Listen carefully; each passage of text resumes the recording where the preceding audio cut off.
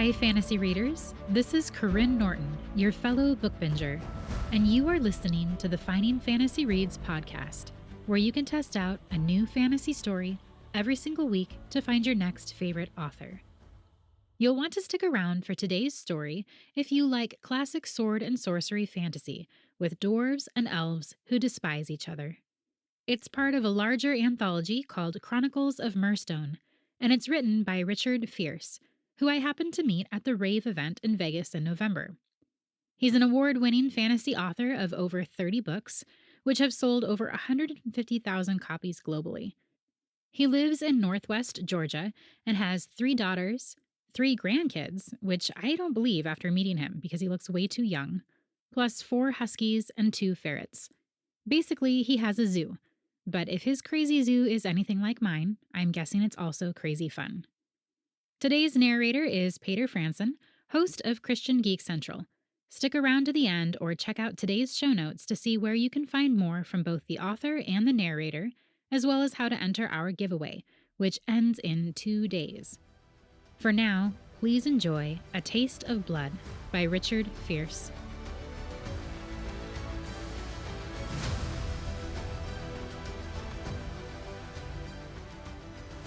Kieran stepped out of the shadows as the carriage approached. His eyes narrowed against the glare of the rising sun. The transport stopped, and he boarded silently. With limited seating, he was forced to sit beside a large female dwarf. She wore a pendant around her neck, the symbol for one of her gods.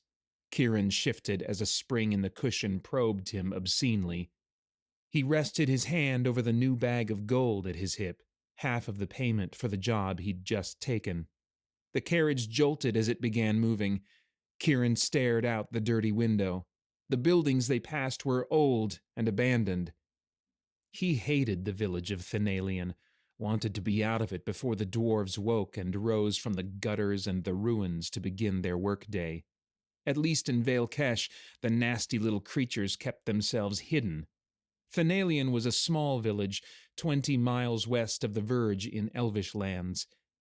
It was one of the only places Kieran knew of where dwarves and elves lived around each other without burying daggers in one another's backs, more often than not. The dwarf leaned toward Kieran, staring out the same window as they passed a small group of elves standing in front of a burnt-out market.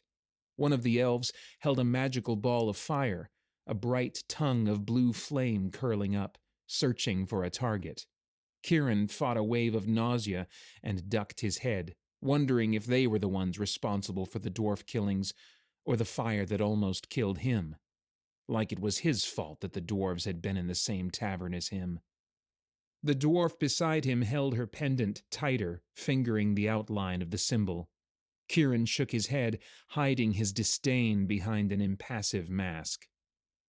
"Elves," the woman spat, her face contorting as if tasting her own disgust. "I hope they all die. The city's better off without them."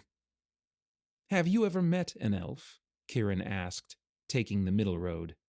The dwarf touched her pendant and moved back into her own space. "No, and I hope I never do. Only a fool would want anything to do with one of them." Kieran knew all too well what someone would do to an elf, which was why Kieran kept his ears covered. In Thanalian, most elves and dwarves remained in a drugged or drunken stupor, selling body and soul for the chance to forget. Kieran knew she would not be sympathetic. This dwarf would condemn him as she condemned the hundreds of others who had not been involved in the plucking. In this dwarf's world, the words elf and love could not exist in the same sentence, the same thought, the same breath. Kieran knew it must be a sad existence. "Fools and worthless trash they all are," the dwarf continued, rocking in her seat until it creaked. Kieran considered telling her the pendant was useless. He didn't think the dwarf would appreciate a history lesson, so he said nothing, and she let the subject drop. "You're holding on to that bag tightly," she stated almost coyly, as if hoping for a handout without having to beg. "Yes, I am." The dwarf seemed to realize she wouldn't get anything without pleading, and sat back in her seat to sulk. They fell into silence as the carriage moved on past the void of light that, during the day, was a large garden full of dead flowers. At night, it was a black hole, sucking light and energy from the world around it until even the stars above seemed pale. No one went into the garden at night, unless they were looking for something most people didn't want to find. The dwarves in the rest of the city were civilized for the most part, but in the garden, that chunk of wilderness in the middle of town, they were nothing more than predators, without honor, without humanity. The carriage continued along the nearly deserted street, past taverns patronized by shady types. The carriage slowed as it neared a sparsely populated part of the village. Kieran stood, preparing to leave the ignorant dwarf. She grabbed his arm, obviously preparing to give him some dire warning about this part of the town. Before she could, the pressure of her hand caused Kieran's sleeve to ride down, pulling his cowl loose, exposing his pointed ears. The dwarf pulled her hand away as if scalded, and stared at Kieran, her expressive face registering horror and disgust. Rage uncoiled within Kieran, overshadowing his mild contempt. This dwarf was his enemy now. That prejudice, once broad and laughable, was now aimed directly at Kieran's soul. As if she could know him, as if she could understand the decisions he'd made, as if she were somehow better because her ears weren't pointed. Kieran leaned down in her face, sneering. "What's the matter? Never seen an elf before?" The dwarf sputtered, finally dumbstruck. The carriage lurched to a halt, and Kieran turned, holding his anger in his fist and walking stiffly out into the village. The wind beat against him like the wings of a bird trying desperately to escape the beast that has it pinned. The dark morning sky seemed far away now, like a cloak had been laid across the tops of sharp, angry dwellings that closed in on him from above. He shrugged his shoulders, adjusting to the burden, and as the carriage pulled away, he turned into the darkness. A great fire had ravaged this part of the village. The old stone building that had housed his family for generations was still there, a ghost of its former glory. He stared at it for a long, aching moment, slowly walking past the place. One of the doors hung drunkenly askew, and the odor of smoke still lingered in the air. Where light shone through the broken windows and missing roof, he could see black fingers reaching up the walls, their destructive touch caressing the remaining inside, teasing, promising. He hadn't seen the fire, didn't know who, if anyone, had survived. All he knew was that the fire that had killed so many of the elves milling around outside hadn't killed him. If he had survived, maybe someone else had too. He could hope. Hope. The concept seemed so foreign, a foul taste on his lips that knew the pleasures of the present, not thoughts of the future. Hope reeked of the belief that there was something beyond this day, these precious hours. He had given that belief up long ago. Or perhaps not so long. It seemed an eternity, but nothing was forever. If elves could die, then he could remember. He left the boundary of the village and stepped into the woods.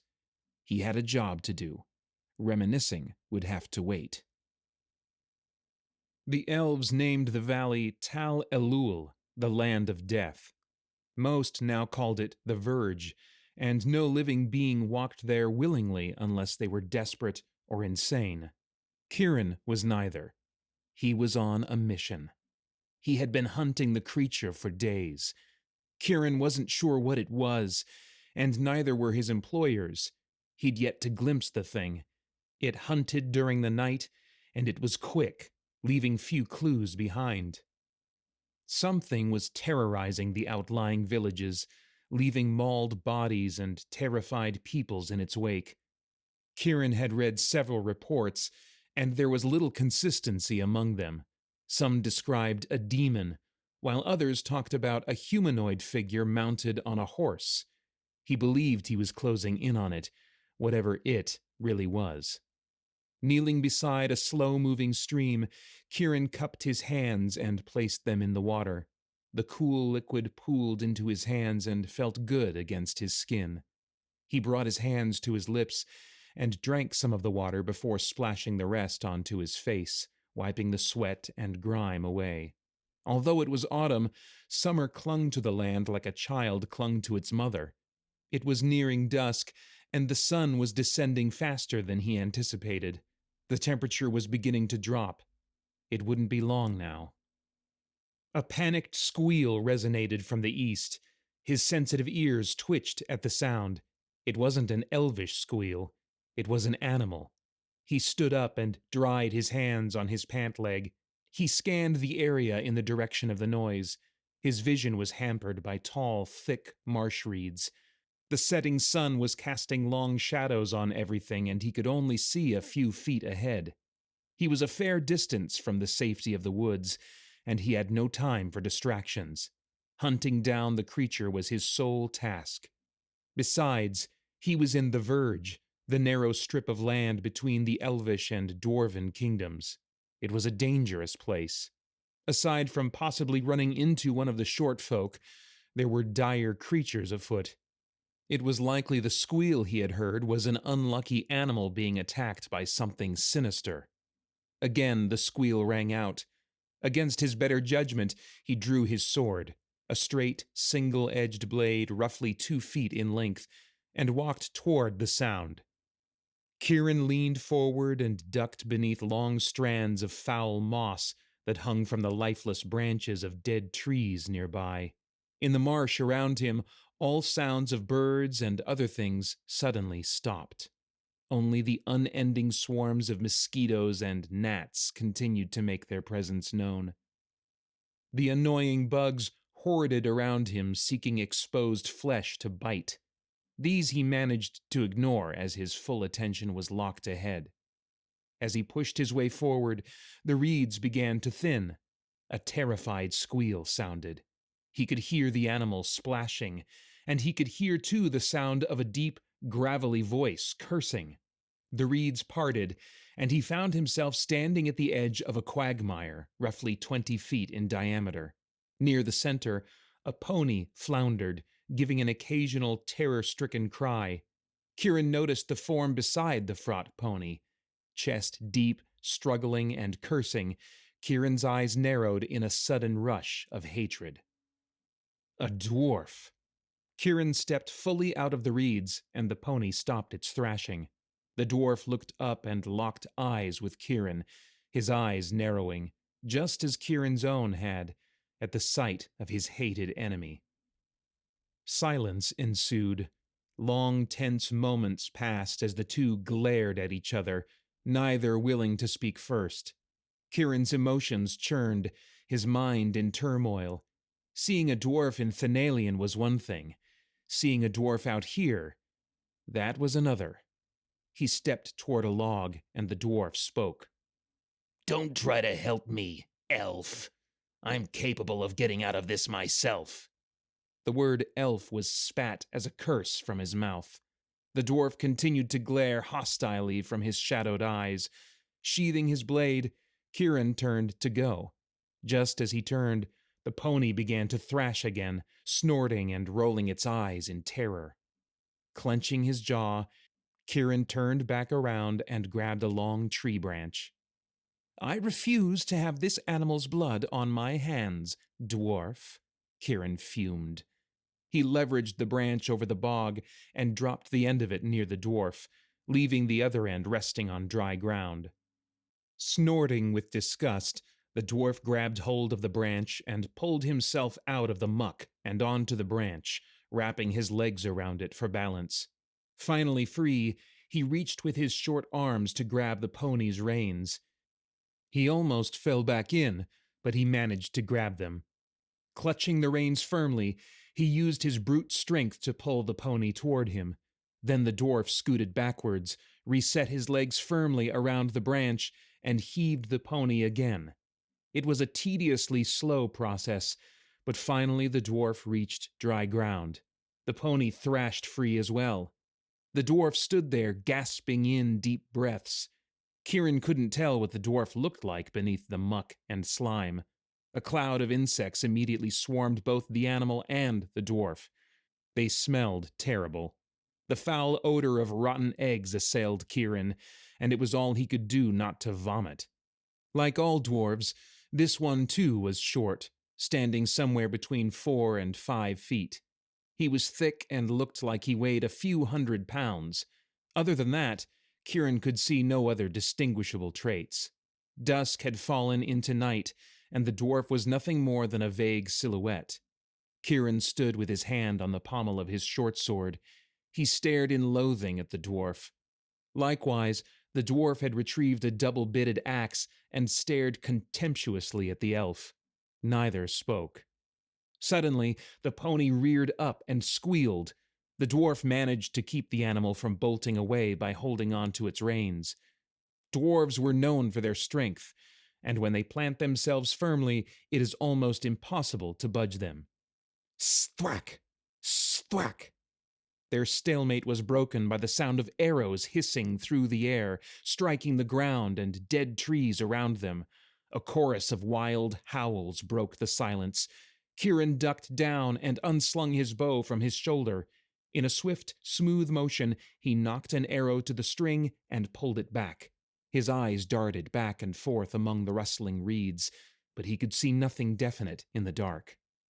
The dwarf leaped onto the pony's saddle and spoke a word Kieran didn't know. The pony sprinted off. Giving one last look around, Kieran took aim in the direction of the crashing reeds and let his arrow fly. He was rewarded with a wet thud and a cry of alarm and pain. Slinging his bow back onto his shoulder, he sprinted after the dwarf, his feet moving lightly and easily over the slimy terrain. They headed east, going deeper into the swamp. Dark shapes rose before him. He drew his blade and swung at the shadows. His strikes scored clean hits and black blood splattered him. Ahead, he heard the dwarf's battle cry and heard, too, the sound of his axe crushing through bone. Behind them, Kieran could hear the howls of pursuit. He plunged headlong through the thick rushes, passing the cursing dwarf and his pony. Suddenly, he was floundering stomach deep in water. He pressed his way toward the shore. The dwarf galloped up, stopping his mount. "Blast it, elf," the dwarf growled. "They are closing in, and you run as though you are blind." Kieran pulled himself onto dry ground. "I didn't have to save your Sss. Black shafted arrows hissed through the darkness. "Follow me, elf. My eyes see better than yours."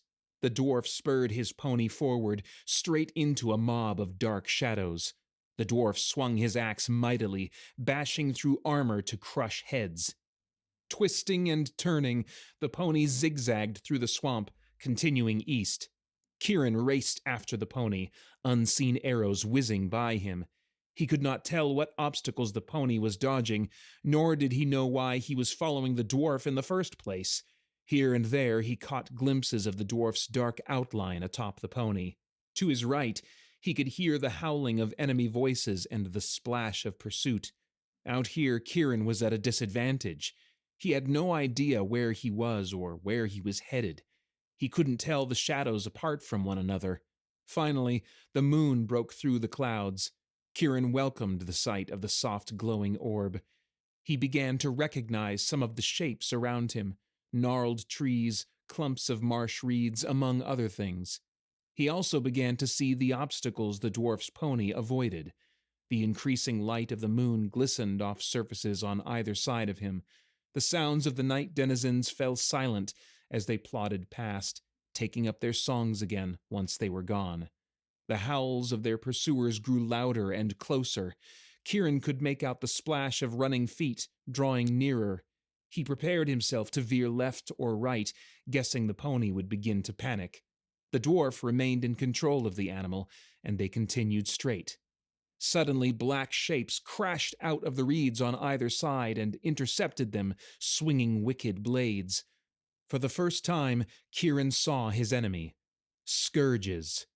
They were roughly as tall as dwarves, gray-skinned, yellow-eyed, Batwing-eared, and their leering mouths displayed pointed and broken teeth. The dwarf spurred his pony onward. There was nowhere else to go but through. Kieran bore down on a group of scourges, slashing wildly with his short sword. He felt something strike his back and penetrate his leather tunic. Something warm and wet ran down his flesh, though whether it was blood or sweat he didn't know. His blade sheared through the elbow of a scourge grasping at him. The creature howled and clutched at his gushing stump.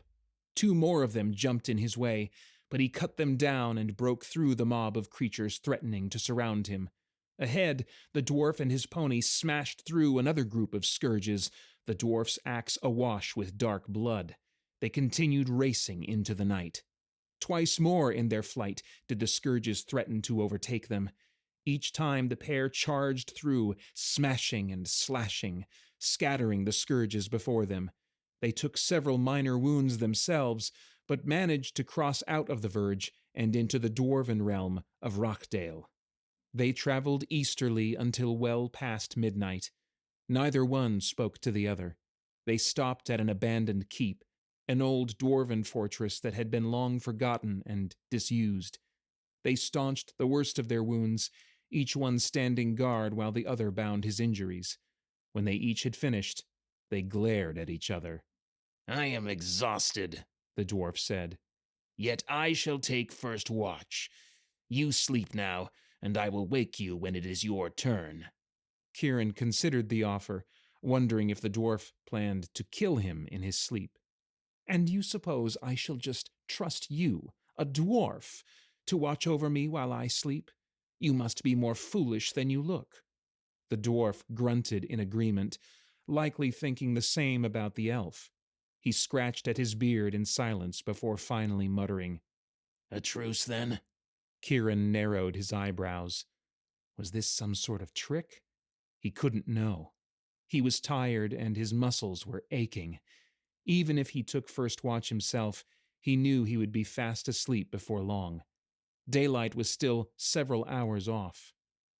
A truce, he consented. Kieran settled himself in a corner with his back pressed against a wall.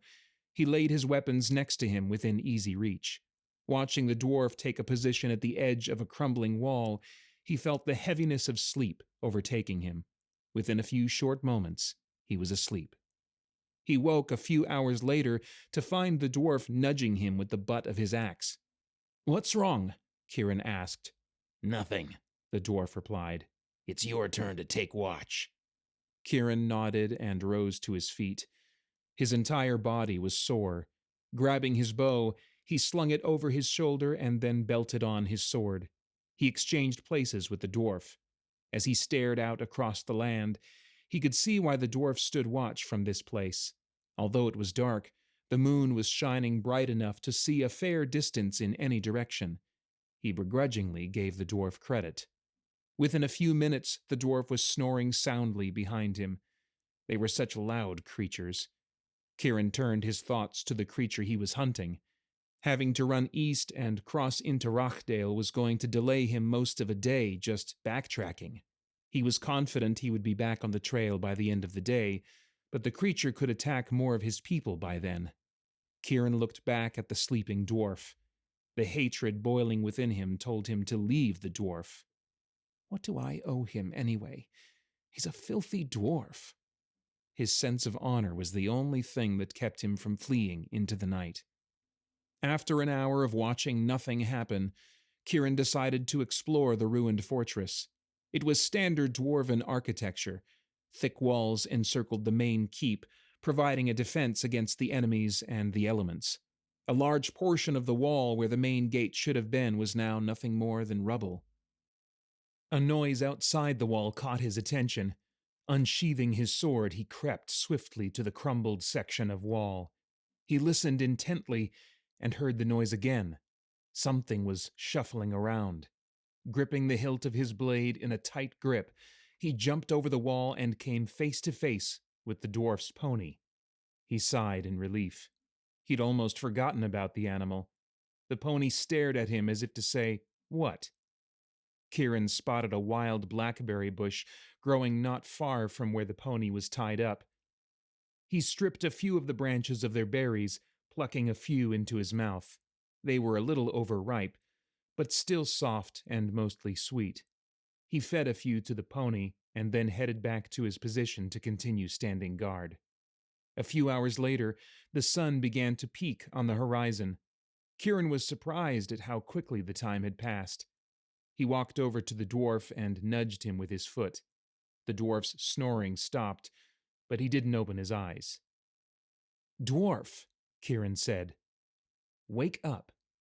He nudged him again. This time the dwarf opened his eyes. He looked confused for a moment, and then his face took on a look of anger. The sun is rising. I also found some breakfast." The dwarf rubbed his eyes and got up. The nasty mud from the bog had dried and pieces fell off as he moved. Kieran scrunched his face in disgust. Holding out his hand, he offered the dwarf some of the blackberries he'd found. The dwarf snorted in contempt. You expect me to eat that? I'm not an elf. Kieran shrugged and dropped them into a pouch on his belt. He watched the dwarf stomp away, muttering into his beard. He was ready to be gone from this place, and even further away from the dwarf. Kieran walked to the crumbled wall. The dwarf had retrieved something from the saddle of his pony. As he drew near, Kieran saw it was some sort of meat. This is breakfast, the dwarf said. He held some out to the elf, but Kieran turned away. I don't eat meat, he said. I'm not a barbaric dwarf. I have a name, elf. It's Droken. And I have a name, dwarf. It's Kieran. They stood there in silence, both fuming with hatred at the other. The dwarf finished his meal and ran his hands through his beard, shaking crumbs and dry mud free. Which direction are you headed? Droken asked. West, Kieran answered. Back to my woods. That's where I'm going. Don't think you're traveling with me, elf. What business does a dwarf have in my woods? That's none of your concern. Kieran rested his hand on the hilt of his sword. Don't think you can enter the elvish kingdom without taking an arrow to the chest. If I see your ugly face in my woods, I'll thwack. A black feathered arrow struck the dwarf's pony in the neck. A pained gurgling sound escaped the animal's mouth before it crumpled to the ground. Droken's anguished cry broke the spell over Kieran. He looked out past the wall and saw a group of familiar figures approaching quickly. Kieran removed his bow from his shoulder and nocked an arrow, taking aim at the front of the group. He released the bowstring. One of the figures dropped to the ground. Angry howls filled the air, and Kieran recognized them as the same sounds from the night before. He'd found it odd the scourges had tracked them all the way to the fortress. They weren't smart creatures. Several more arrows skittered against the stone around them. Kieran noticed that Droken was standing in the open, mourning his fallen mount. He sprinted to the dwarf and tackled him to the ground. Droken growled in anger. I will not be indebted to you twice, the dwarf shouted. Droken pushed Kieran off him. Grabbing his axe and a small round shield from the saddle of the dead pony, the dwarf charged toward the approaching scourges. Kieran watched as arrows flitted through the air around the dwarf. He fired several more of his own into the group of scourges, though none of the hits were mortal. He was running low on arrows. Slinging the bow back on his shoulder, he drew his blade and rushed after Droken. They met the scourges in a clash of steel. The ugly creatures wielded rusted and chipped swords, likely scavenged from those too poor to afford quality weapons. Droken killed most of them himself. The dwarf had turned his grief into rage, and it fueled his strength. When the scourges were dead, Droken was covered in blood and entrails. Kieran tried to hide his disgust. They stood in silence, both breathing heavily from exertion. We part ways here, Kieran finally said. Droken nodded, but didn't say anything. Wiping his blade clean on one of the dead creatures, Kieran sheathed it and headed back towards the verge. Kieran's fears of another attack were justified. He'd crossed back through the verge and stopped at one of the villages on the border, a small place housing only 60 people. Elves and dwarves mingled here like they did in Thanalian, but there was a line that divided the village. The two races respected the imaginary border and remained somewhat friendly with each other. The creature had attacked the night before, leaving 3 dead. One of them a child. Those who claimed to have seen the beast all had varying stories, just like the others. It was surprising that the elves didn't point fingers at their dwarven neighbors. Kieran stared at some tracks in the mud, his arms folded across his chest. He ground his teeth in frustration. He should have been here. If it wasn't for that blasted dwarf, he would have been. As if thinking him into existence, Droken appeared on the path, heading Kieran's direction. Kieran's hand went to the pommel of his blade. When the dwarf noticed him, he stopped. They stared at one another for a moment. Then Droken continued walking. He passed Kieran and kept going, headed for the village. Kieran relaxed, but kept his hand near his blade. Forget him, he thought. Taking a deep breath, he began following the tracks. They led northward, away from the village. A short distance from the town, the tracks cut to the left, off the trail. The foliage was particularly dense, but by the way the light was growing ahead, Kieran could tell the trees were thinning. Then he heard a sound other than his own muted footsteps. A baritone voice carried on the wind. Kieran stepped even lighter and hunched down among some shrubbery when he reached the edge of the clearing. Peering through the undergrowth, he saw nothing. The glade was empty. Puzzled, he slowly stood and looked around the woods. He heard the voice pause. Kieran stepped into the clearing and felt magic, ancient and powerful, brush his senses. The arcane energy disoriented him for a moment, and then he realized the truth. The clearing had been hidden with magic. As soon as his senses cleared, he saw a massive man sitting astride a horse. "Get him!" the man said. Then he noticed the scourges. Roughly a dozen of them stood throughout the clearing, and they all rushed him. He drew his sword just as something struck him in the back of the head. He went down hard, his vision swimming. And then several fists pummeled him into oblivion. When Kieran regained consciousness, the sky was dark. His head was pounding, and his right eye felt swollen. A small fire burned in the center of the glade, and he could make out the dark forms of scourges hunched around it. He didn't see the man.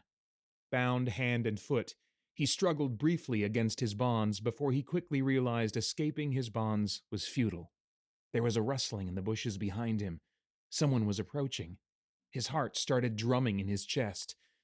This is it, he thought. This is how I die. Finally, peace. "Fool elf," a gravelly voice whispered. "What are you doing here?" Kieran turned his head and was surprised to see Droken bathed in shadows. Droken, what are you doing here? "Hunting," the dwarf said huskily. Droken displayed his battle axe and ran a finger down the blade. "How many are there? I've only seen 8. At least a dozen, plus the man. What man? There was a human, bare-chested, muscular. I think he's their leader. He might be a wizard, too. A spell was keeping this dell invisible." A human wizard this far east? Droken's eyes hardened. Why? Cut me loose, Kieran said. Droken snorted. I don't think so. I kind of enjoy seeing you tied up like a filthy rat. I think I'll just leave you like that for a while. One of the scourges whooped loudly. Kieran looked to the fire. They had spotted the dwarf. The creatures rushed towards them. Droken shouted a battle cry and met their charge with fury. Kieran tried escaping his bindings again. The ropes cut into the flesh of his wrists, and he could feel warm blood running down his fingers. Droken made short work of the scourges. Kieran knew the source of his rage, but wondered what had brought the dwarf into elvish territory. A blur of motion swept through the clearing and slammed into Droken, sending him flying. His arms flailed wildly, and he crashed to the ground in a crumpled heap. Kieran eyed the dwarf's axe. It had fallen a few feet away. His attention was quickly drawn to the figure that stood before the fire. It was no man. An orc, Kieran breathed in shock. The orc towered at least 6 feet in height. Judging by his muscular girth, Kieran guessed he weighed a few 100 pounds. Every inch of the beast seemed to be made of corded muscle. It had a low forehead and a pig-like face. Large, prominent canines jutted up from its lower jaw. They looked like boar's tusks. Kieran had never seen an orc before, but he had heard stories. They were raiders, satisfying their bloodlust by plundering villages and slaying anyone that stood against them. Orcs gathered in tribes. The fact that he was so close to an elven village and keeping scourges as company meant that this orc was far from typical. The beast approached slowly, eyeing Droken's lifeless form. As he drew closer, Kieran saw blood on the orc's face and chest. At first, he thought it was injured. Then he saw something disturbing. A chunk of flesh hung from its mouth. Kieran gagged as the realization hit him. The orc wasn't just attacking elves. He was eating them. Droken groaned. The orc snorted and sprinted to the dwarf's body. Kieran rolled himself over to the axe and rubbed the ropes binding his hands on the blade. He worked furiously, trying to keep from cutting himself. The ropes severed, and he sat up, quickly cutting his feet free. He looked around for his sword, but didn't see it. Not as skilled with an axe, he was hesitant to use it, but he didn't have any other options. Hefting the axe with both arms, he charged the orc. The beast turned to face him. It was shaking Droken like a rag doll. An insane rage was in its eyes. Kieran's resolve wavered momentarily, but then he remembered the bodies. His people slain viciously. A child. Eaten. Kieran swung the axe as he leapt forward. The weight of the foreign weapon threw off his balance, and he stumbled, almost driving the axe into Droken. The orc tossed the dwarf aside and punched Kieran in the face. He reeled backwards and fell on his back. A stick jabbed him painfully. As the beast closed in, Kieran saw Droken stagger to his feet. The dwarf retrieved his axe, tilted his head until his neck cracked, and then drew back and threw his axe. It spun end over end and struck the orc in its unprotected back. It howled in pain, and blood gushed from the wound. When the orc jerked and spun to face Droken, the axe dropped to the ground. Kieran got back to his feet and saw something glint in the firelight. His sword. He quickly retrieved it. "Beast!" he yelled. The orc ignored him. "Beast!" he called again. "Come fight a foe more worthy than a dwarf!" The speed of the orc shocked Kieran. It turned and charged him, a look of utter hatred engraved on its visage.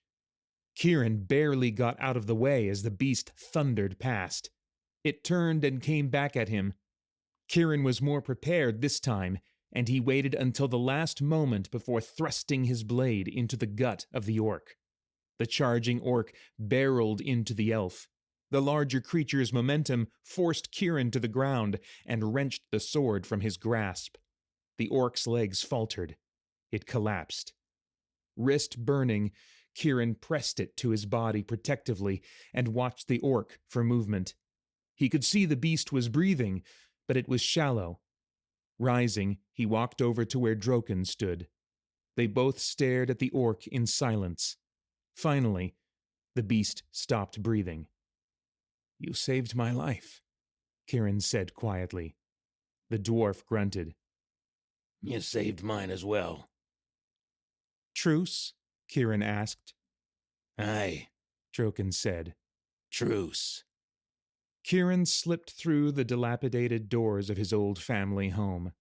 He stepped into the great room, full of echoes and ghosts still dancing to music he could hear in his mind, a haunting harmony of strange and different songs from across the decades.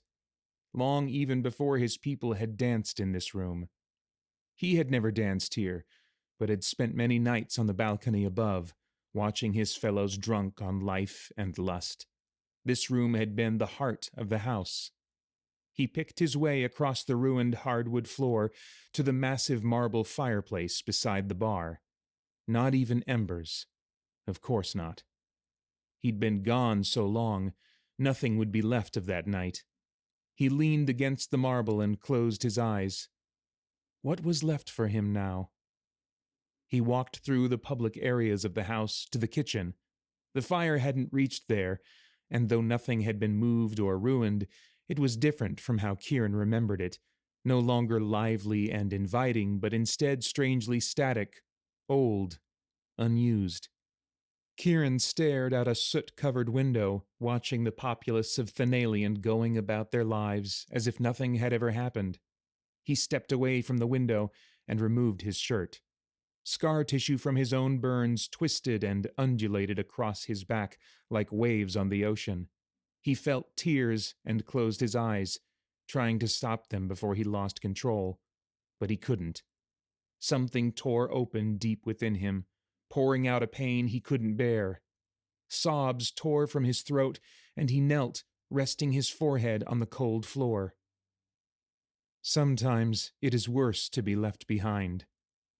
After he had cried all the tears he had left, he rose from the floor and cleaned his face. Taking one last look around the desolate place, he stepped outside to where Droken waited. They had claimed the bounty for the orc and split it evenly. "Do you think that the past will ever be forgotten?" Kieran asked. Droken stroked his beard. No, but that doesn't mean it can't be forgiven. Kieran liked that answer. He nodded once, then turned to the road that led out of the village. "Where will you go now?" he asked. There's a few scourges out in those woods, Droken said. Might need to deal with them. Kieran adjusted his sword belt. "Well then, let's get to it."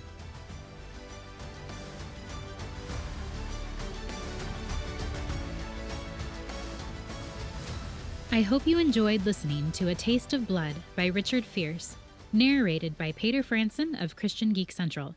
If you want to read more by Richard, go to richardfierce.com to find more of his books. The first book in each of his series is free on all retailers, and he also offers a free ebook for joining his newsletter, so you have lots of opportunities to try more before you buy. If you enjoyed listening to Paeter narrate the story, you might also enjoy listening to his podcast, Christian Geek Central, where he discusses movies, video games, and all things enjoyed by self-proclaimed geeks from a Christian worldview.